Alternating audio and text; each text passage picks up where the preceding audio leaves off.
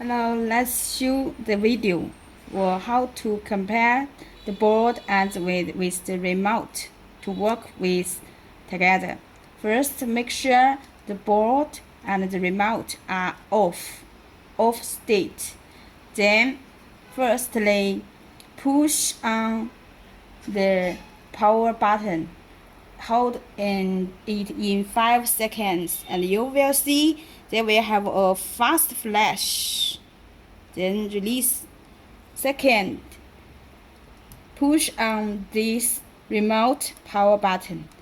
Also hold it. You will feel there has a short vibration and a long vibration. Then it power. Okay, and then this is for forward, speed up, for speed up. This for brake.